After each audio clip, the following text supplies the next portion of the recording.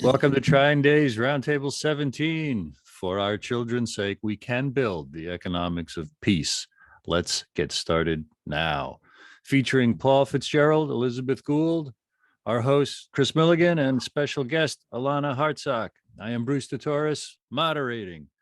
Paul and Liz are husband and wife co-authors of Invisible History, Afghanistan's Untold Story, Crossing Zero, the AfPak War at the Turning Point of American Empire, The Valediction, Three Knights of Desmond, and The Valediction Resurrection, and many other articles and pieces and commentary over decades studying the world's development politically, geopolitically, empirically, and many other ways. Check out their work at valediction.net.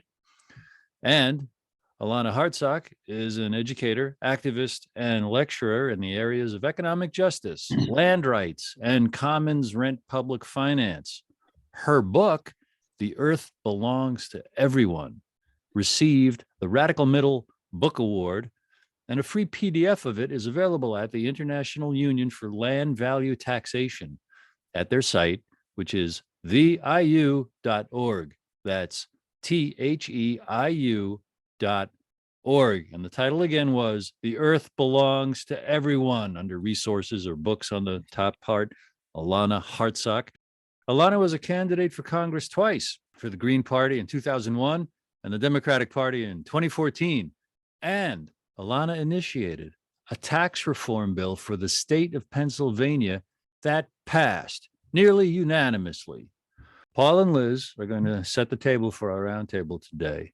But first, our host, the publisher of Trying Day books, about 160 books in the last 20 years that the mainstream ignores, and you can hear him interviewing many of his authors at tryingday.com. Find the podcast, about 120 episodes, an irreplaceable curriculum of things behind the scenes the mainstream would rather not us know about. Our host, Kris Millegan.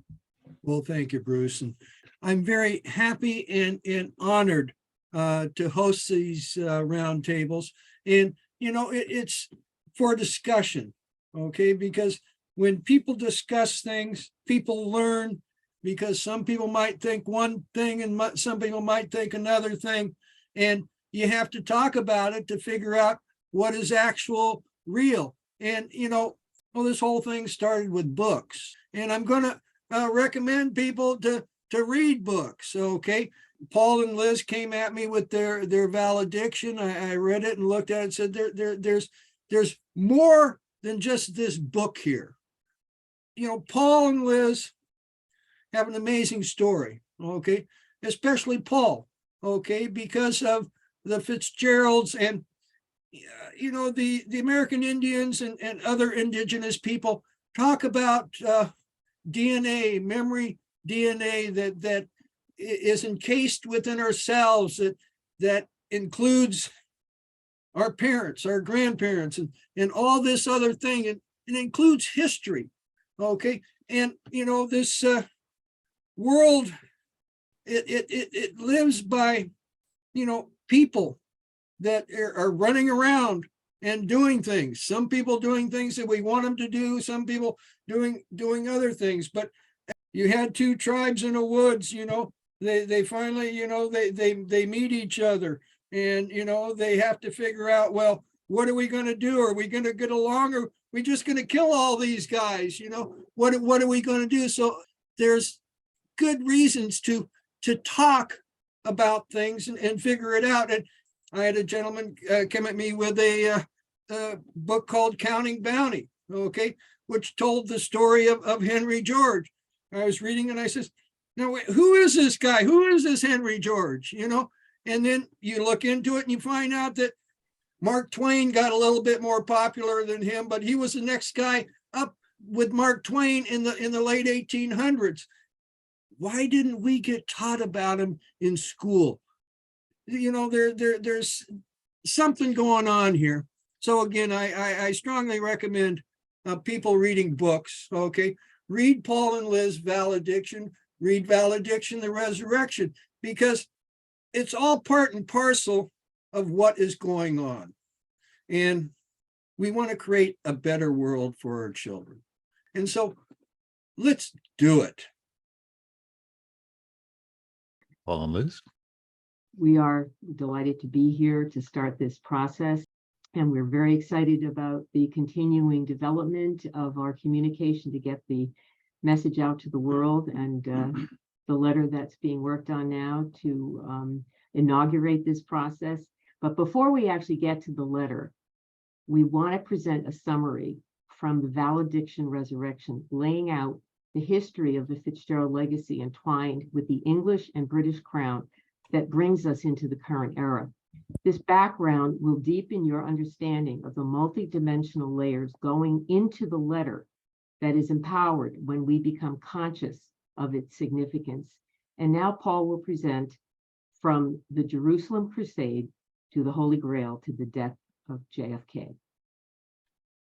On Friday, October 13, 1307, French King Philip IV ordered the powerful Catholic military order known as the Knights Templar arrested and charged with heretical practices.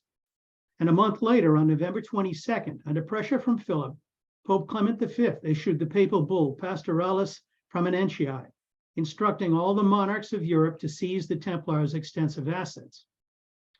Deeply in debt to the Templars for their military service in his war against England, it has long been suspected that the charges against them derive more from the king's depleted treasury than actual acts of heresy. But following an extensive inquisition and trial, including torture, the Templars and their Grand Master, Jacques de Molay, were found guilty, and on March 18, 1314, were burnt at the stake outside the Cathedral of Notre Dame de Paris. Whether or not the Knights Templar maintained heretical beliefs, the immolation of Templar Grand Master Jacques de Molay at the hands of the Pope's inquisitors would serve as an inspiration for generations to seek revenge on the Roman Church. And so begins the legend that winds its way from Jerusalem to Paris to the Holy Grail to Roslin Chapel and Scottish Rite Freemasonry, and from there to the death of JFK. Pope Innocent III's brutal Albigensian Crusade, 1209 to 1229, against the powerful dualist Cathar movement, pitted northern France's Catholic nobility against the lesser nobility of the South, who were tolerant and supportive of it. As a pre-Christian faith deeply rooted in the pagan world and spread by Rome's legions through Mithraism to the four corners of the Roman Empire, Catharism represented an old and powerful expression of Gnostic belief, which refused to be suppressed by the sterile and often contradictory doctrines of Rome's Christianized empire. As described by Reverend V.A. Demott, canon of London's St. Paul's Cathedral, in a preface to a 1947 book on the subject titled The Arrow and the Sword, quote, "To mention only its roots in Mithraism, its links with the Gnostics, its theological dualism, its asceticism, the ritual of life and death as cosmic mysteries, the appeal of the troubadours, Arthurian legends, and the cult of the Holy Grail, the passions aroused for and against witchcraft, the intimate connection between sex and religion. All these things are sufficient testimony to the deeply rooted vitality of a stream of religious consciousness which cannot be superciliously dismissed by rationalists and moralists." Writing on the heels of World War II, and with Europe still in ruins from the rise of an irrational and immoral pagan faith called Nazism, Demott feared that such a vital apocalyptic belief system, with its robust righteousness and commitment to a struggle against an evil material world, was bound to rise again, as it had so many times in the past. Yet he might not have been surprised to know that his own Protestant faith, of which he was a senior officer as the canon of St. Paul's, had its own roots in the same heresy. Much has been speculated about the revival of Catharism and the survival of the Templars following their dissolution in 1312. Today's popular fiction about their role as guardians of the Holy Grail rests not on any particular historical accounting, but mainly on 18th century Masonic myth-making and Sir Walter Scott's early 19th century stories that romanticize the Templar knighthood. A deeply researched 2017 book by British Ambassador Craig Murray about the First Anglo-Afghan War Alexander Burns, master of the great game, not only connects Afghanistan to the Grail legend, but maintains that the legendary Alexander Burns and his brother James are the source of the Templar connection to Scottish Freemasonry, and that, not surprisingly, they invented it. The men of the Enlightenment found great interest in the mystical illumination through Masonic rituals. To these men, the newly industrializing West needed a new prophetic tradition to anchor it in history. Rediscovery of the ancient world as a result of imperial interventions into Asia and Egypt spawned a renewed interest in Renaissance Neoplatonism and Hermetic Kabbalism, and their roots in a life-denying Gnostic creed. In fact, the very act of returning in victory to the origin of these Gnostic beliefs was in itself proof that they had been chosen to fulfill a cosmic cycle, as prophesied by the ancients. Bestowing the Templars with occult mystical powers fit neatly into the early Romantic movement and helped to promote Enlightenment thinking as part of God's plan for mankind. As a military order of religious warriors responsible only to the Pope, the Templars and their Cathar backers in France and England represented a powerful autonomous deep state within a medieval society. In many ways, Orthodox Christianity was no match for the life-denying dualist doctrine of the Cathars. Catharism's simple focus on the cosmic battle between a spiritual good and a material evil, and its promise of a time-ending apocalypse in which the material world would be consumed in fire, was an extreme seduction. Driven to ground by a corrupted Roman Catholic Church and a greedy French king, the heresy appeared to have been trampled out by the middle of the 14th century. But the onset of the Reformation 2 centuries later, Rome's authority faced a new challenge. And as it spread to Ireland, the old Catholic Anglo-Norman warlords like the Fitzgeralds would be drawn into a struggle for their existence. To Rome, the Protestant Reformation represented a heresy that was at once secular and religious. Martin Luther and John Calvin confronted a papacy that claimed an earthly kingdom as well as a spiritual one. In 1534, the English Parliament's Act of Supremacy answered that claim by declaring Henry VIII supreme head of the earth of the Church of England. And in 1559, his daughter, Queen Elizabeth I, became the church's supreme governor. Cathar territory remained fertile ground for insurrection against the church. The French Calvinist Huguenot movement of the late 16th century grew from exactly the same ground in France where 300 years earlier, the Cathars had been brutally suppressed by the papal crusade. In England, Queen Elizabeth I's deep state, comprised of the Earl of Leicester, Sir Francis Walsingham, and Sir Philip Sidney, found common cause with the Huguenots and supported them with soldiers, guns, and money.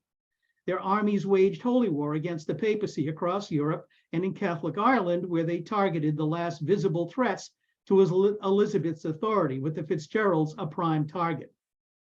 The Irish Fitzgeralds had drawn their original power from France and Italy in the 11th century as castellans and enforcers for the Cathar-friendly French royals under William the Conqueror and Henry II. They had performed their duties well enough to be rewarded with lands and titles. But when they came to Ireland in 1169, their paths diverged. Gerald of Wales, a prelate and member of the Fitzgerald clan, makes clear in his 12th century account of the Irish invasion, the Expugnatio Hibernica, that by 1170, his family was fed up with royal excess and willing to strike out under their own banner. And after 3 centuries of immersion in Irish culture, they had become transformed. Forsaking the English language, English customs, and English law, the Catholic Anglo-Normans had become Irish. But the coming of the Protestant Reformation put them in direct opposition to the British crown. Known as the Old English and more recently as the Twilight Lords, their ongoing intermarriage with Irish clans placed them between two worlds. Known for their willingness to renounce their loyalty to England, the Fitzgeralds were feared and hated by London as representatives of a Roman Catholic deep state bent on reversing the Reformation. On the other hand, the Sydney Circle represented a very old deep state of its own. That stream of Gnostic religious consciousness that had been suppressed for centuries had risen in rebellion and was committed to ridding the world of evil.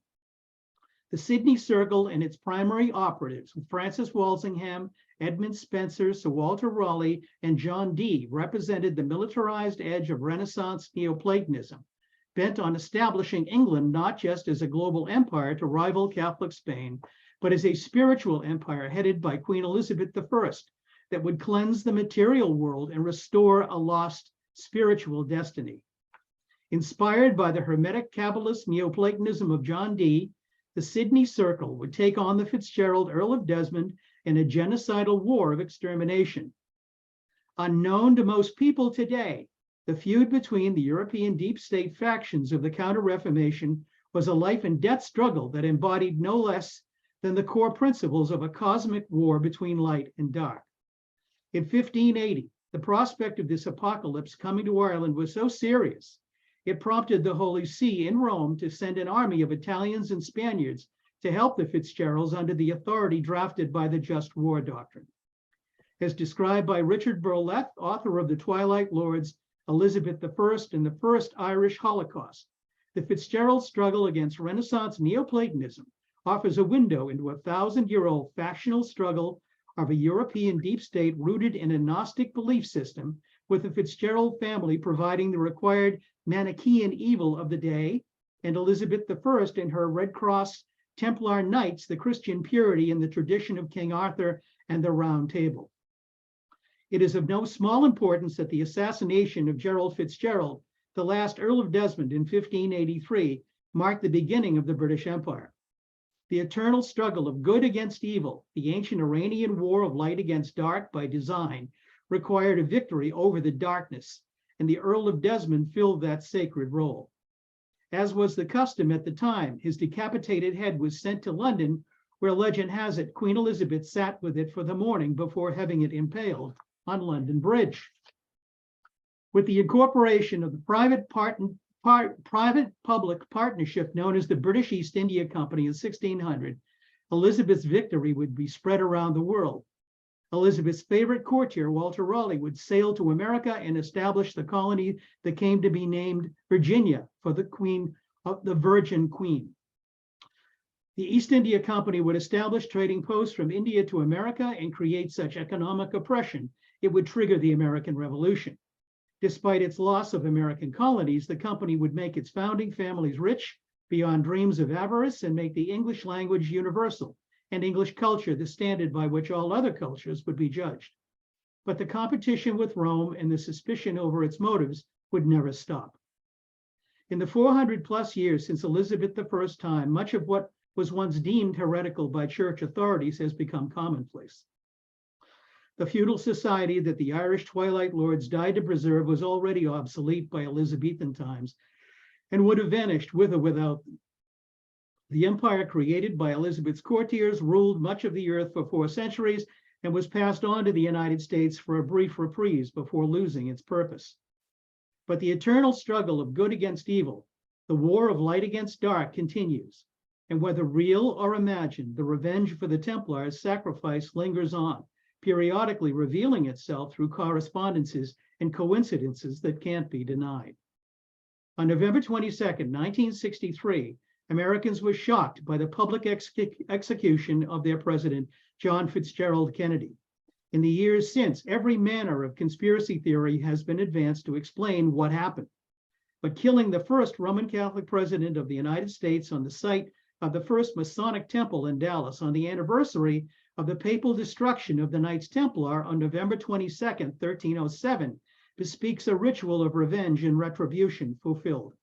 And if it was a ritual of revenge and retribution, based on a story fabricated by Alexander Burns and his brother James, seeking fame and fortune, then what it means to us today poses a deeply philosophical question that must be answered.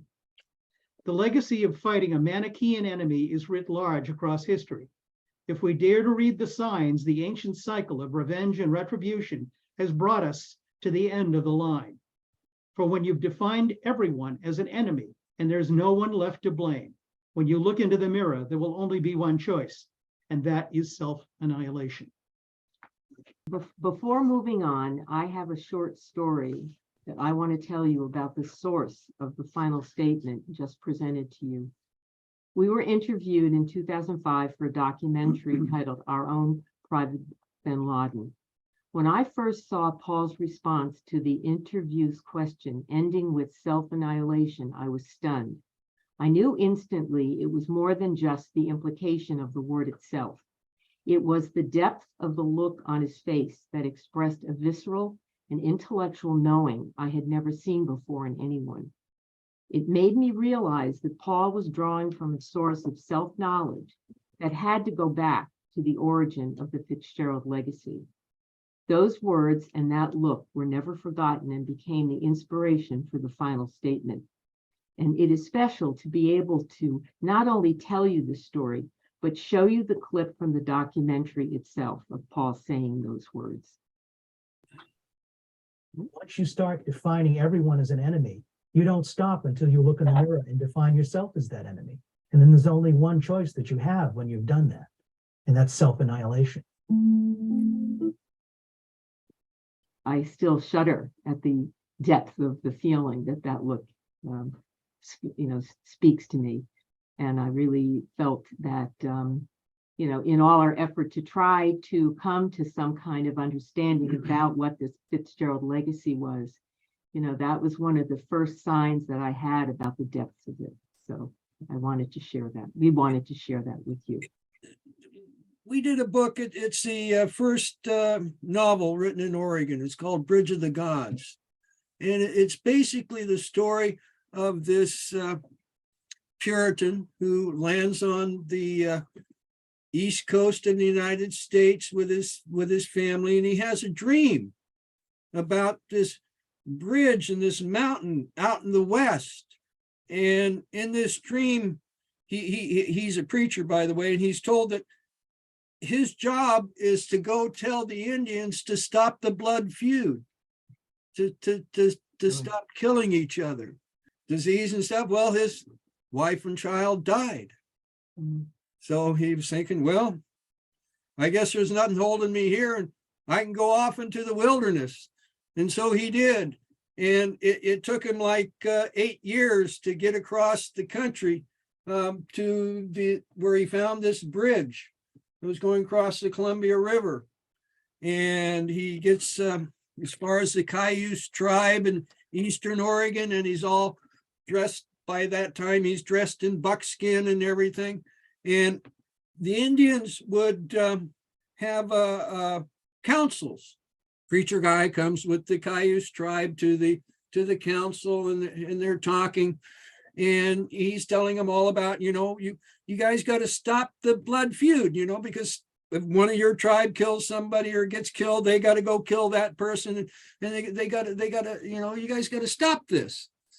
So he tells them that, and they're meeting in a little while. He's out walking around in the woods, and he comes across this camp, and he finds this very beautiful Indian princess. Well, it just so happened that over in China, some warlord was sending his daughter to some other warlord, and they had to get in a ship to go to where this other place is. And the ship gets blown off course and ends up all the way over on the west coast of the United States. Okay.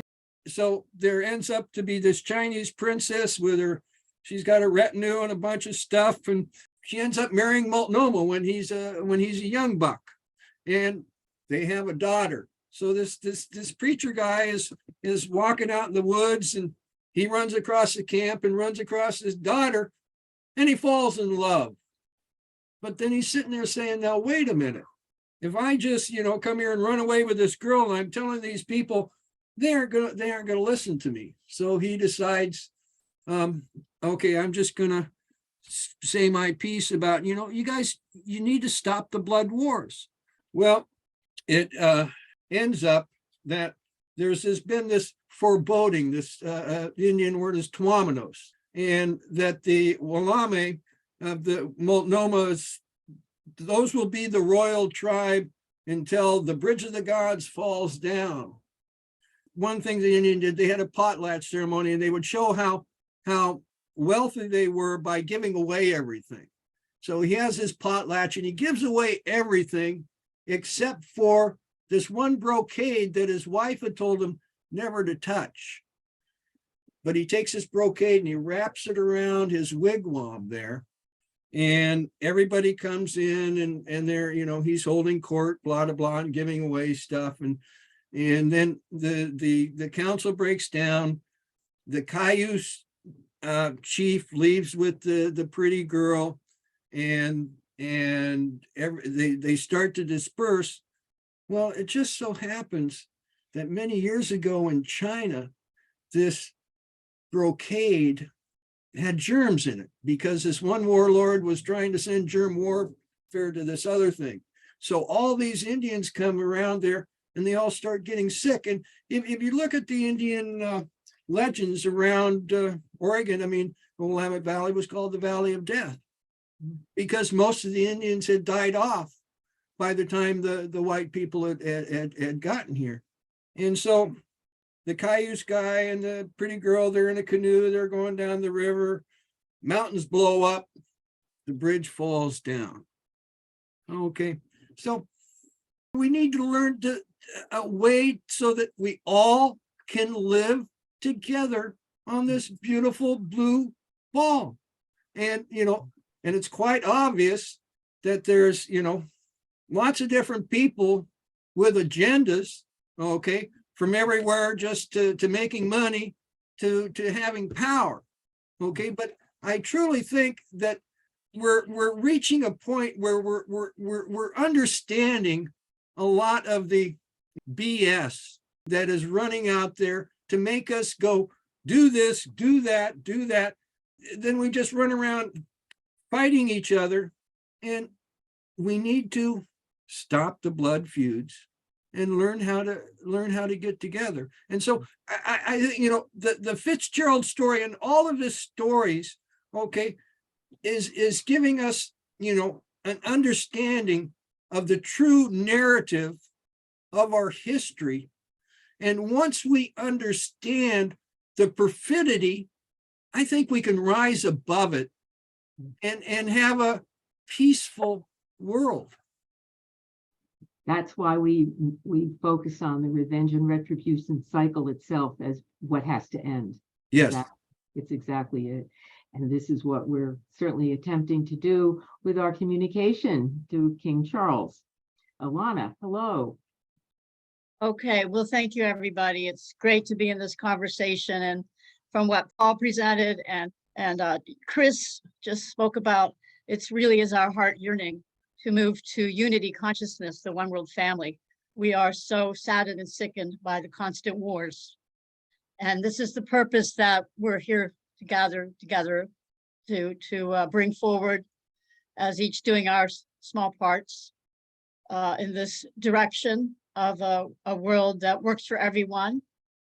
The letter to King Charles, when Liz proposed that I write it, she had then had a draft proposal to me, and then I came up with another draft that came through me. And I haven't even sent that to Liz because I'm just not satisfied with it enough to show her. But I want you to know that the process is coming along, and I have some thoughts on the process. I was in my local public library Monday, and guess what I got?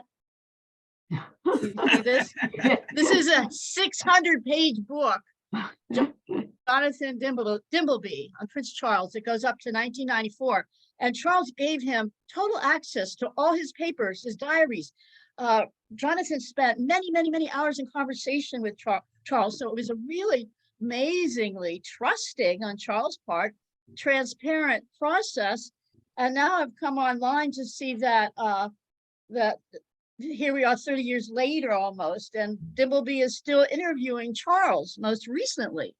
And I haven't even seen those yet. So I'm doing like a deep dive into who is this guy, this guy, King Charles. And my friendship and association with Kevin Annett, who uncovered the horror stories of the 50,000 murdered Native American children in the church and state-run residential schools of Canada, and his saga that led him to both being defrocked by the church and to having no justice in the courts, and to disavowing both the church and state of Canada He's the one who did a exorcism at the Vatican a number of years ago. And a few hours later, the sepulchre, the center of the Vatican, what's that called? The dome, was struck by lightning.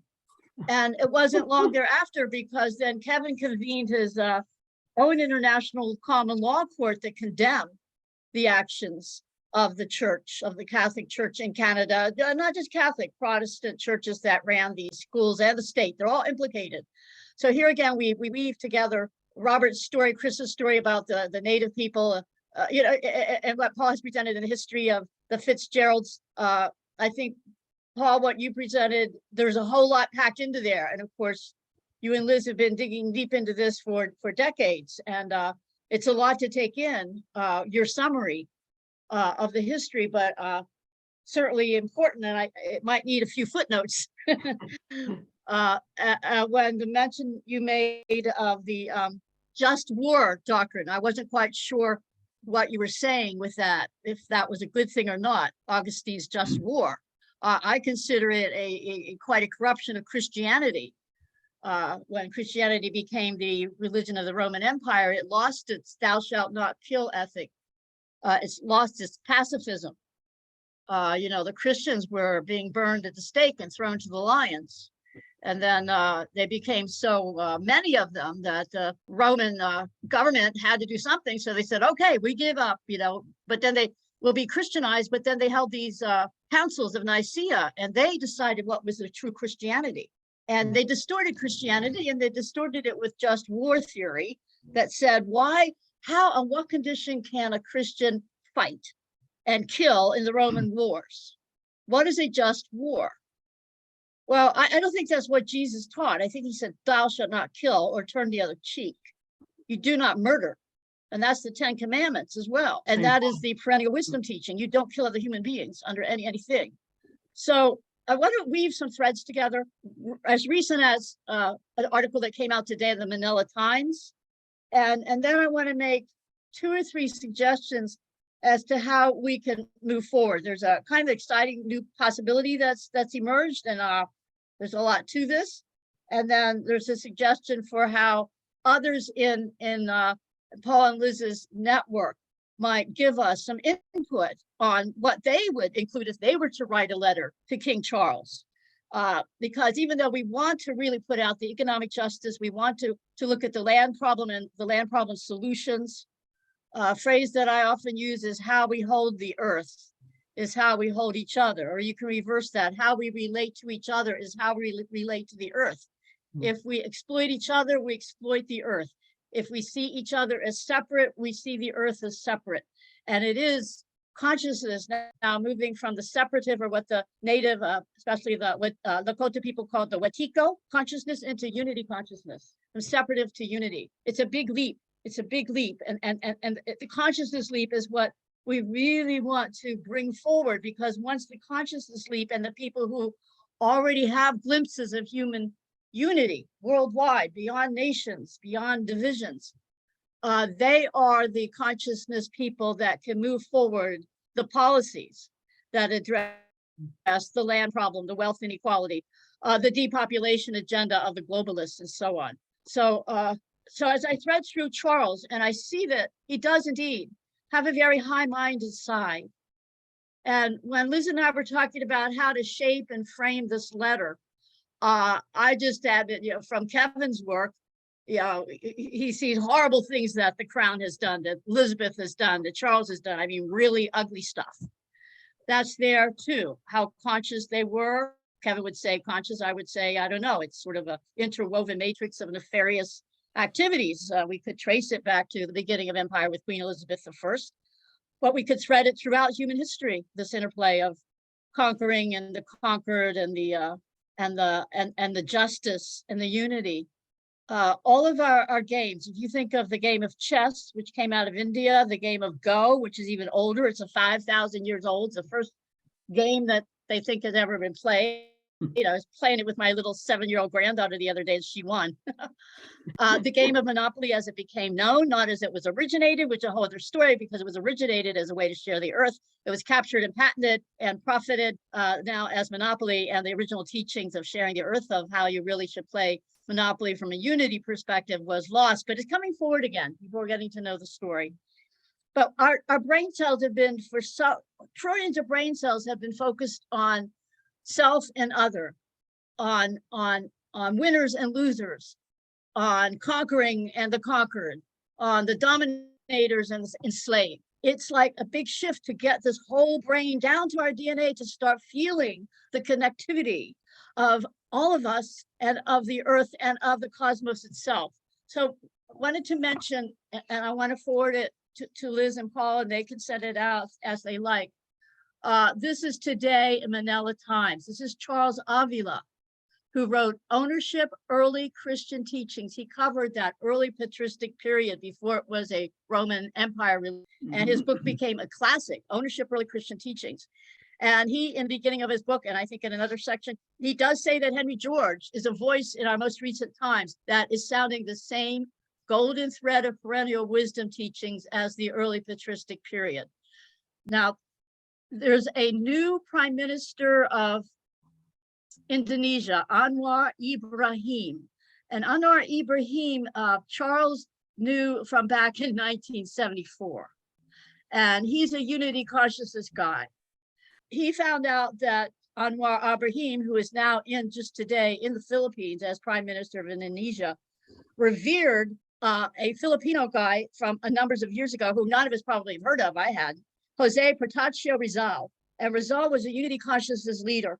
Charles says about Anwar that he's a leader without ambition and a revolutionary without hatred. A leader without ambition. That he'd rather be an artist or a literature person, but he's called to politics as a duty of service. And he says that in Rizal, this Filipino leader, wrote the first Southeast Asian novel, and said, get this, this really struck me. In the history of human suffering is a cancer so malignant that the least touch awakens such agonizing pain. I want to read it again. In the history of human suffering is a cancer so malignant that the least touch awakens such agonizing pain. And they're saying that it takes tremendous courage and self-effacement to look inside oneself, to find the core of suffering and the core of the evil. So this is all in Manila Times today. We must win freedom by deserving it, by improving the mind and enhancing the dignity of the individual, loving what is just, good, and great, to the point of dying for it. He was later assassinated. When a people reach these heights, the idols and the tyrants fall like a house of cards, and freedom shines in the first dawn. So it goes on, but it's really important about liberating the mind and the soul and the spirit. But because both Charles Avila and the new prime minister were looking at the fate of these nearly landless and landless poor farmers in Indonesia and in the Philippines. And that's what led Charles to these teachings on land, and to understand Henry George was part of this wisdom teaching. And he's saying that the Abrahamic faiths, if you reinvigorate religion, it has the danger, when compounded with elements of political and social discontent, to cause us to express ourselves through violence and bloodshed. But if molded under the hand of universal wisdom, this is religion, the power of religion, it could be a force to free us from ignorance and intolerance, injustice, and greed. In other words, a peaceful world that works for everyone. Charles is in New York. We've been working together for some years. He is a loving being who has almost been assassinated himself. He had to go underground under Marcos at risk of being assassinated. He was on the tarmac when Aquino, who was standing against Marcos years back, Aquino was trying to get elected, and on the tarmac at the airport when Aquino had landed into the Philippines after being out of the country, he was assassinated, murdered right beside Charles. Charles was standing right beside him. Charles was mayor of a major city. So he's a beautiful, humble, loving force in the world. So I want to send that out. Now, another thing that has come forward is that their original Earth Day was founded by John McConnell, and it was through a proclamation of San Francisco as the city of St. Francis and his peace. So the city government of San Francisco passed the proclamation for Earth Day, and it was to be on the equinox, the spring equinox, which meant balance and harmony worldwide. It had all that symbolism. Talking with Liz, she said, oh, that's the Afghani New Year, and it is Nowruz. And researching that connection a little further today, that must be the connection with the Baha'i faith, because that is the Baha'i holy day and New Year. And the Baha'i are universal, one human family, peace and harmony movement. So this Earth Day celebration on the 20th of March, I just found out a few hours ago, they finally got a sponsor to have where they usually have this event, which is in the Rose Garden at the United Nations. So it will be at 5:30 on March 20th, if that's the Monday, yes, March 20th. And they'll be able to use the beautiful Rose Garden at the UN where there is the Peace Bell. So I'm in touch with one of the founders of that. And Mary Carlin is in touch with the organizers still. So we're in a conversation. I've asked to be on the program to present the letter to Charles, because another connection with this letter to Charles, which is going to look at the land problem and how to solve it through the commons rent, land value tax, economic justice policies. The other connection there is that John McConnell, the founder of the original Earth Day, had also said that 2% of the commons rent of the Earth's resources should go to pay for peacekeeping, global peacekeeping, and environmental restoration.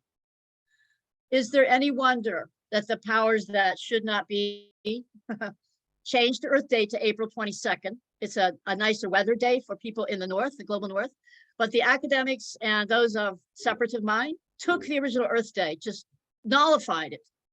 This UN celebration is about the only place that kept it alive, and made it April 22nd. Not convenient to the global South, but convenient to the North as a spring day. And then they shaped it to and made it a rather light rather than a deep justice day. So we're proposing that we bring the letter to and announce it, that this is the initiation of the letter.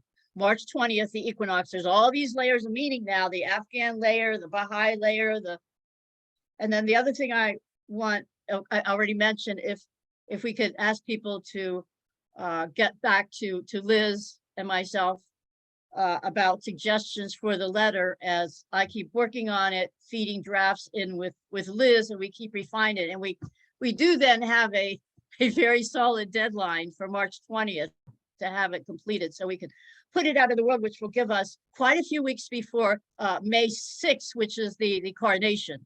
Yes. So that is a good solid place in the interregnum period that's so important, as Liz and Paul have described it to me. So that's what I brought for today.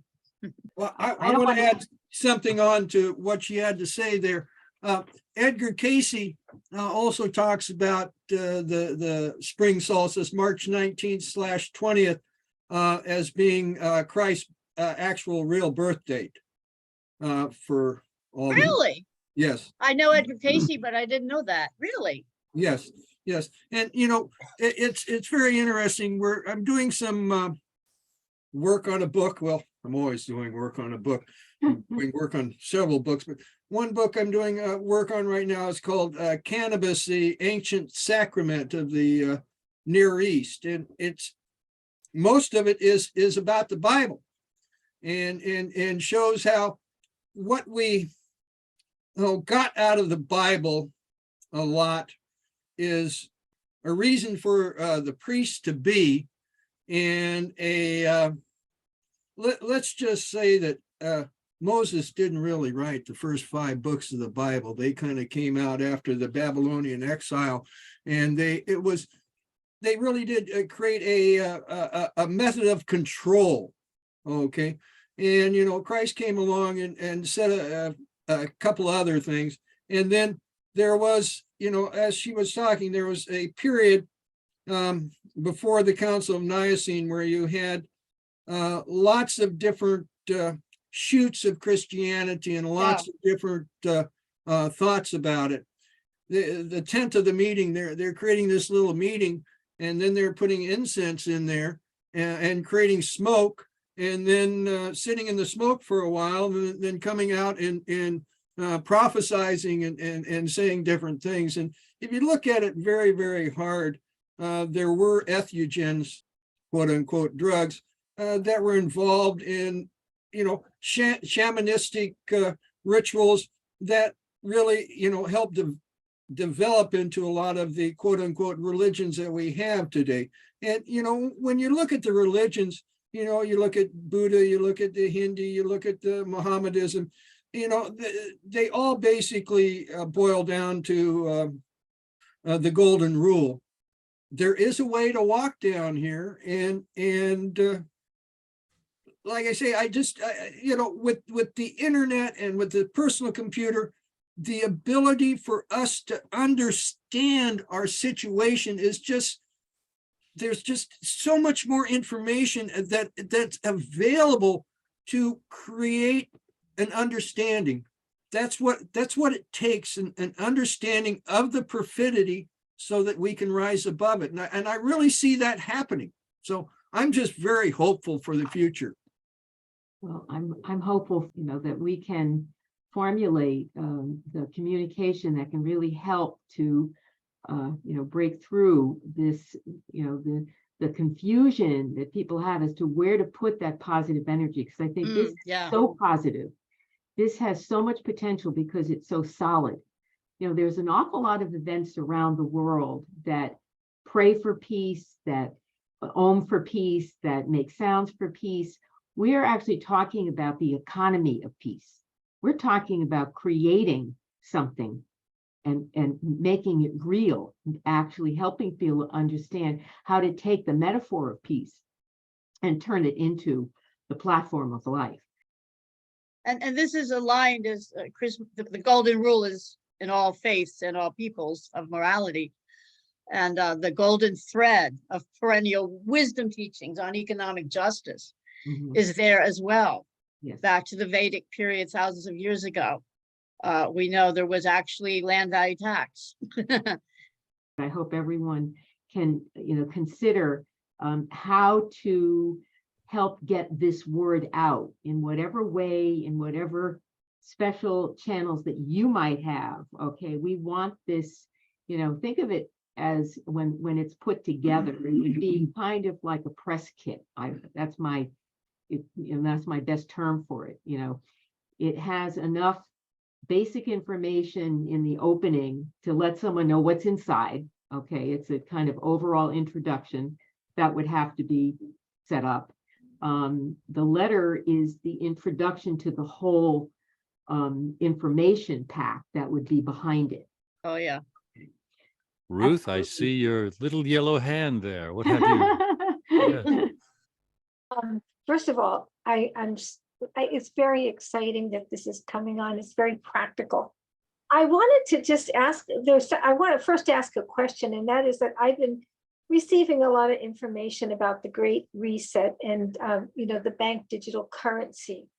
And I feel like this is such a profound threat to freedom in the world. And there's something about what you are doing, which is a counterbalance to this threat from the World Health Organization and the World Economic Forum, that is a global reset that they want to do. And I just wondered about if you want to bring in some of the fact that this is an alternative vision, global vision, that really is so human and so full of freedom, and is not a restrictive, over controlling, limiting system. I just want to say that. So this is why, Ruth, it's this personage of this Charles guy, because he's right there with the World Economic Forum and all the globalist elites. I heard him.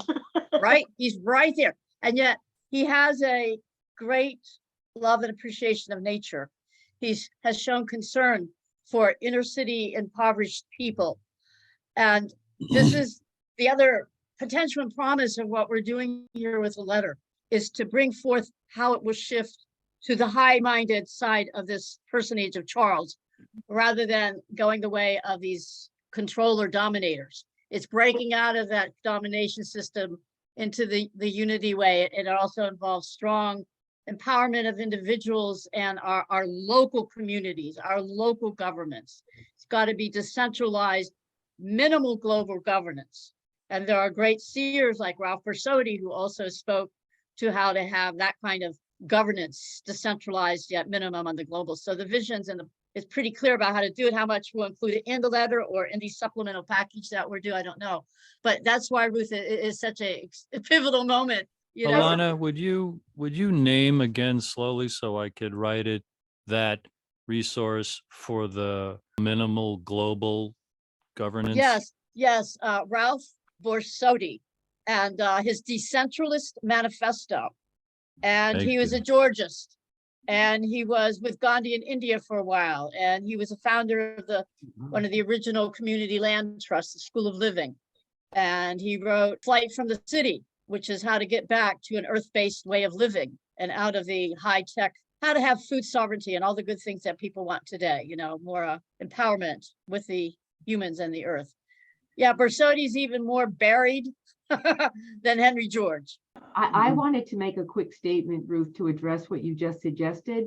You know, my idea is to really try and use King Charles as the alternative to all the other.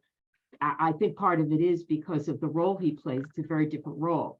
He actually technically is not supposed to get into anything political directly. All right. We know that obviously behind the scenes, he probably has all kinds of direct involvement, but I think he really represents, for me, the embodiment of their alternative. And what we're trying to do is bring him to our side.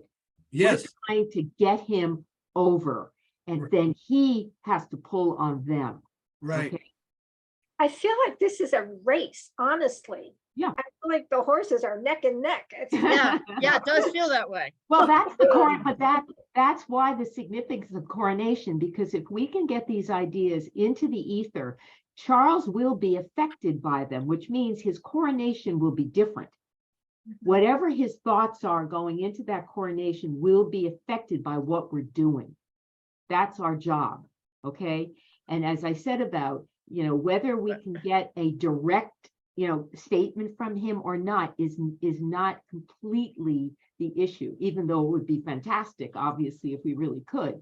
But it is not the real issue. It is getting it into the discussion. But we're not bringing in anti anything.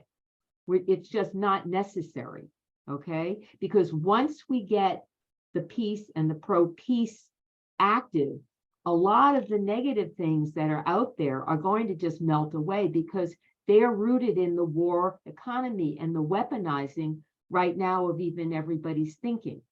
It's not something that we have to do by ourselves. There's a cosmic frequency happening.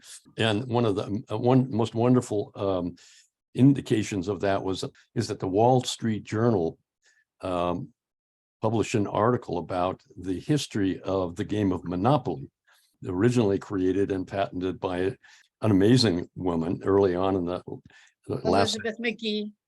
I was completely bowled over that. Why is the Wall Street Journal saying anything about this? They actually say that McGee was a Georgist. What's that? And they give a brief description of what that was about, because it was about economic justice, essentially, because Henry George was one of the most well-acknowledged inspirations for the progressive era. When people find out what they've done, they will be really unhappy with those power elites. Yeah. And they're running dogs, as they say.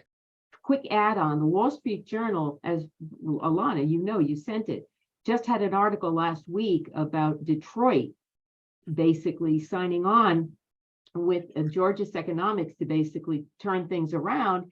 And in the article, they mentioned specifically that history, which shocked me. Was that within the last month or so, Wendell?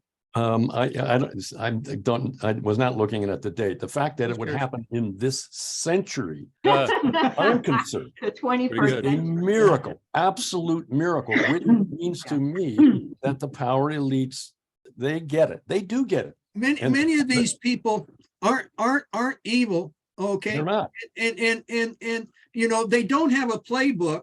They're just working off of, you know, what this person did and other things. And I wanted to bring up here, this is, it's a book called Healing Earth More by Wolfgang Paul.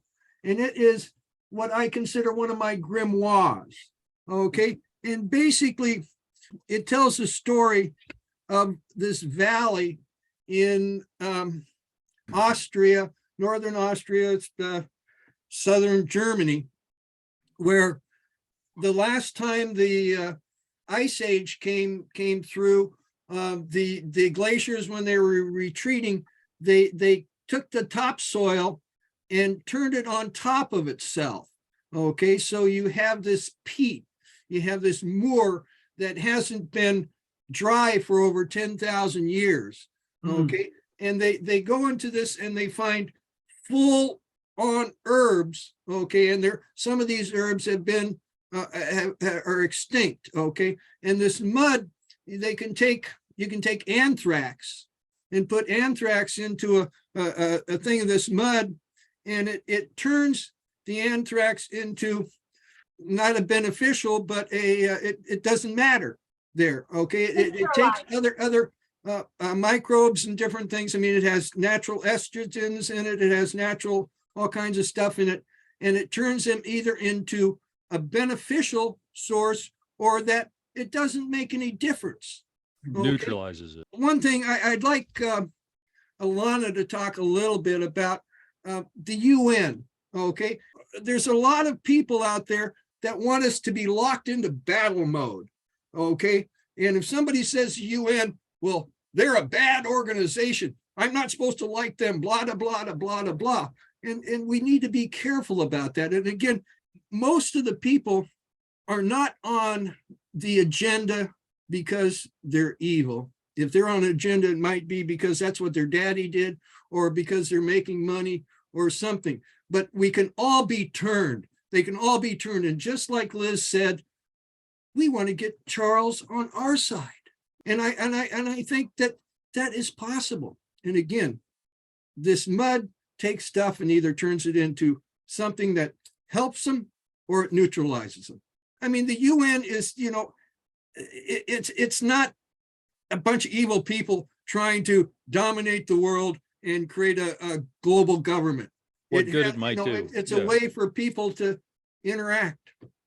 Well, you know, I think that, you know, like any organization, it's not monolithic and not everybody's on the same page about everything. There certainly are layers and differences. So I think that's always the case. And we have to genuinely be open to, I think, you know, sort of accepting the possibility that we can communicate. I think we can get some very powerful things across. Zan, I just noticed you unmuted. Is that an indication of a desire to ask or say something? Well, I have a question. I would put this more as a question, but it strikes me that you're writing this letter as Americans to a British monarch. And I'm questioning whether one possible useful strategy would be to point to several facts. For example, that the great admiration of the United Kingdom for abolishing slavery more than 50 years before the United States abolished slavery.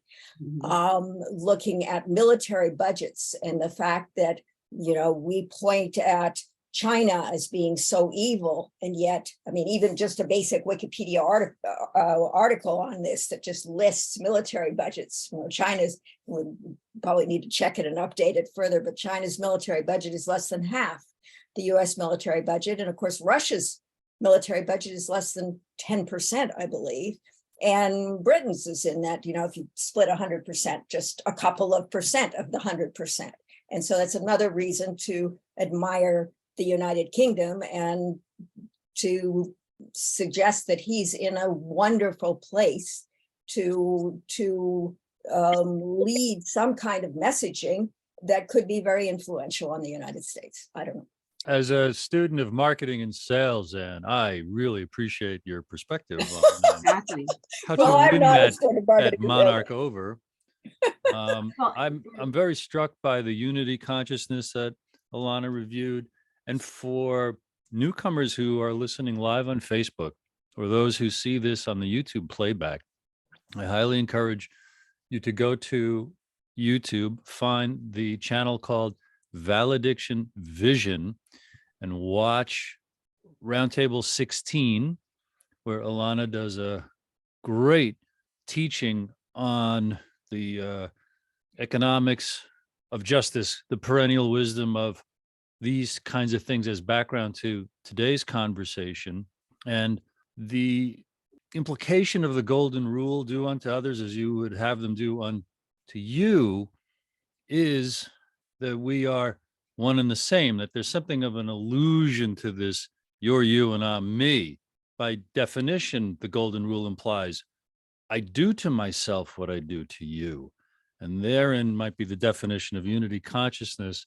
And therein also is the door opening to a spiritual imagination, which then shines a whole new light on Paul and Liz's books, especially the two valedictions, and just the mind-blowing opportunity if some of that is true. And none of that has to be true. If you just do a gut check, live a few days as if that's true, and you might find yourself lighthearted and refreshed in a way. It doesn't matter if it's true or not. Living as if it is brings you back to life with childhood zeal. Hi, Ruth. I feel like this is such an important thing, the spirituality, and what Alana was saying about, you can only relate to the earth as you relate to yourself. You can only relate to another person as you relate to yourself. And I feel like people that understand how to control other people have really understood how to fragment people from their bodies, from their sexuality, from their own self-worth. And we're in an epidemic. The real epidemic we have right now is that people's attention is being stolen from them. And there is a way in which they are being taught that they are not enough, and something outside of them that they must consume and must buy is going to make them whole. It's a virus that allows people to be very manipulated by fear. And I feel as though one of the biggest fears that people have is who they really are, and the entry into their soma, into their mind. Because I really believe at the end, at the bottom of the well is emptiness. And the emptiness is actually the womb space. And we're all miraculous beings that are happening in the moment as a miracle that is unfolding. And we are so full of mental noise that we forget that. And so we cannot actually be in a right relationship with the present moment and seeing the miracle of ourselves, of other people, of the earth, of everything that's happening around us. In fact, this fear is causing us to try to consume what is outside of us to recognize ourselves. Ruth, do you know Richard Grannon, author and kind of coach, success coach, mental health coach? But if you go to YouTube, he's got a brand new one called Form versus Formlessness. What you just said sounds like you just watched it. So you might really resonate. For 10 years, 20 years, I wrote a book about it. Well, also what you described is how this guy, Richard Grannon, describes the effect of narcissistic abuse. He really coaches people to overcome that. And he's talking as a sufferer, as someone who's a self-confessed codependent, who attaches themselves to abusive people in order to fill themselves up with something, because the codependent doesn't exist on their own. And he really well describes, almost verbatim as you did, the commoditization and filling ourselves with content because of a panic of, being addicted actually to it.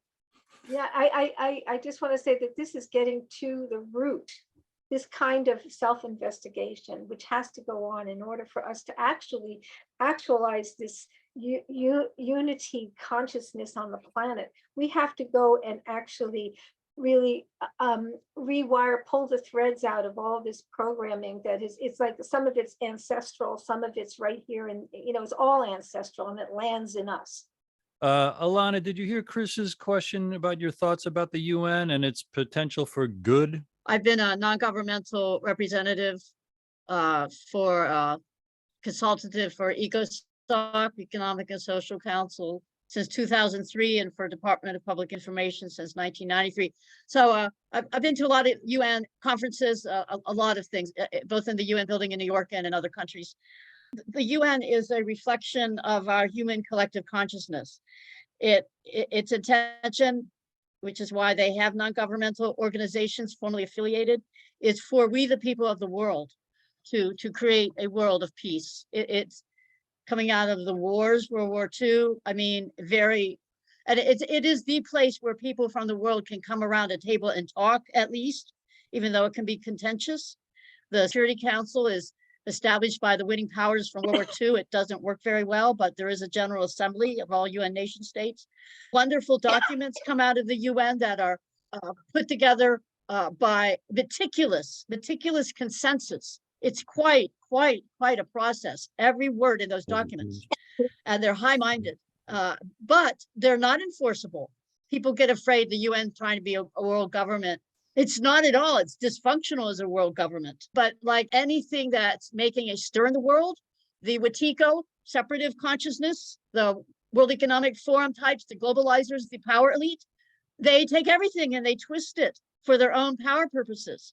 Whether it's the UN's Agenda 2030, which is a beautiful document if you read it, but now it's considered by so many people to be a really, really bad, terrible things, but they haven't read it. The main thing that came out of the 5 big global conferences of the 90s, important conferences, the Women's Conference in Beijing was 50,000 women, the biggest gathering ever on earth. I went to a smaller one, was at Istanbul of the UN Habitat. It was only about 20,000 people. So these global conferences and all the good ideas and documents they generated, you know what they said? How do we finance this? All this good stuff we've dreamed up with as a world. How do we finance it? How do we pay for it? Hence the conversation on financing for development, and hence the power struggle. How the heck do you finance the good stuff that humanity wants? And that's where it's at right now.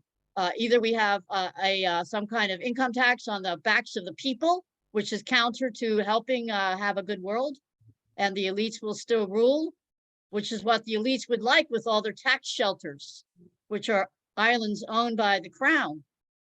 They're the continuation of the British colonial empire has become a financial empire. So the dynamic is around this whole question of taxation. That's really what it comes down to.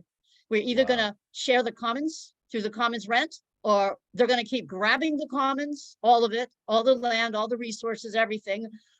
You shall have nothing and be happy, because they're going to give us a bunch of soma and artificial intelligence in our brains to control us. We're either going to have that, or we're going to have a sharing of the planet and its resources. I'm for sharing of the planet. Yes. Oh, thank you. Let's take a vote. Yes. I, well, I wanted, one point I wanted to give one summary point about a lot of the things that have been said here really has to do with the fact that there still is a world out there of problems in communication. And that's why our idea, I think, about the real basis on which a lot of the problems are coming from is based on inherited revenge and retribution. Yeah. That you are born into it. And if you don't go along with it, you basically can get kicked out of the family or out of whatever that, whatever it is, the tribe or the community, whatever it is. And we know that this is the heart of a lot of the suffering, that people who want to do something or change don't know how to. So that's one of the reasons that's what Paul's whole point is about, realizing about what revenge and retribution ultimately will lead to is self-annihilation. And once you get that across to anybody who's in that situation, who really is questioning it, they're going to go right inside their source and start telling everybody inside there. Do you realize where this is going? See, what we need to energize the ones who are struggling, okay, and trying to make a difference with the kind of information that, you know, really can get through. And I really think that that's why I made such a point of showing you the statement that Paul said in this documentary, that ended up bracketing the documentary because it gave the director a very significant statement in addressing the heart of her own struggle. She was an Iranian whose father had been killed during the Iranian Revolution. She came here and ended up feeling as if the war came here after 9/11 and was suffering with that. And this documentary was an expression of that. Paul, the piece that you read, Mhm. did you compose that for this roundtable? Yes, I did. Mostly, it was, you know, kind of an accumulation of things over the years that I put together.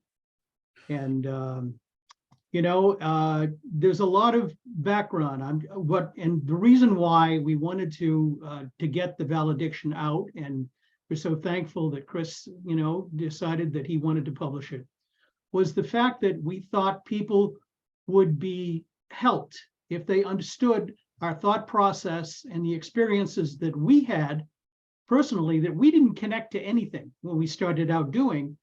But as we put it together and it began to assemble itself through coincidence and synchronicity, we began to see that there was a larger picture here, a kind of, you know, a deeper understanding of the world we were living in. And, you know, most people just don't look at that. The exoteric, they look at the exoteric, what's happening to them, not the esoteric aspects and where these ideas are coming from and how spiritually you're connected to it, and spiritually your family's connected to it, and how we're all connected to each other.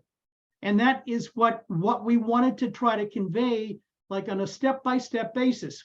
Read the book and see how we walked through this experience and talked it out. We had these experiences with all these amazing people over the years, from John Kenneth Galbraith to, you know, to Ted Kennedy, to all these different people, and just saying, wait a minute, how did I find myself in the middle of this situation? And so, you know, you know, it was people who've read it have told us, you know, this reads like a movie.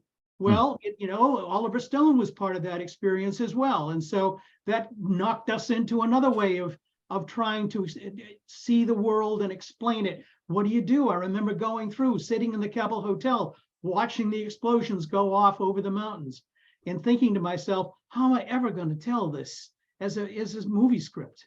You know, it is a movie, but what is that? It's almost like a dream.